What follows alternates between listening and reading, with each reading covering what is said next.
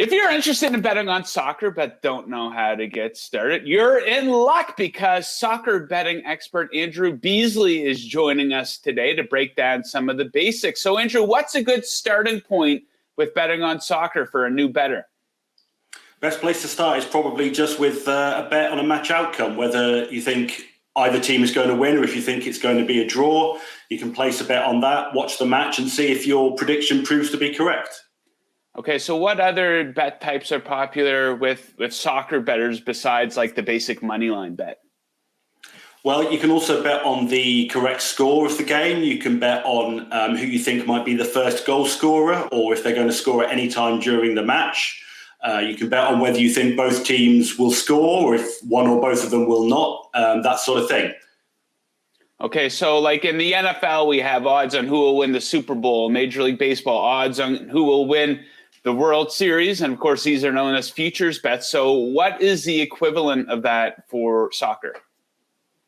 Yeah, all the major competitions will have a similar sort of futures bet to that. For instance, with the EPL, you can bet on who you think is going to be the champion at the end of the season.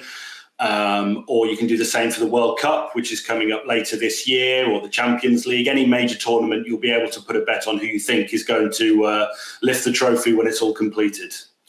Okay, so I always tell people if they ask me for betting advice, I say, do not be out there betting with your gut because that's usually a recipe for losing a lot of money. So what type of research should a soccer bettor be doing? Is there trends to follow, specific stats? What advice would you have for a new bettor?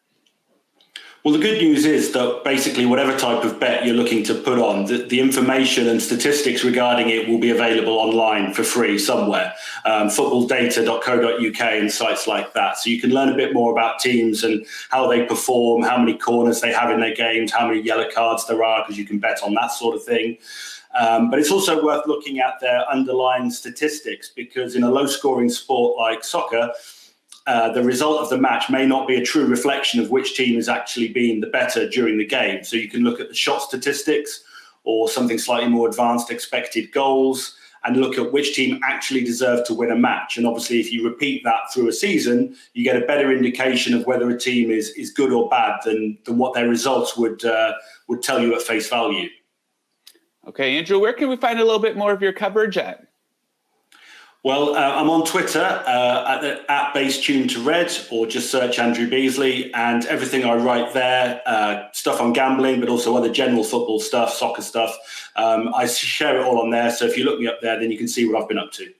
Okay, Andrew, thank you very much for joining us today. And for all your soccer betting needs, make sure you keep it locked on VegasInsider.com. Good luck out there.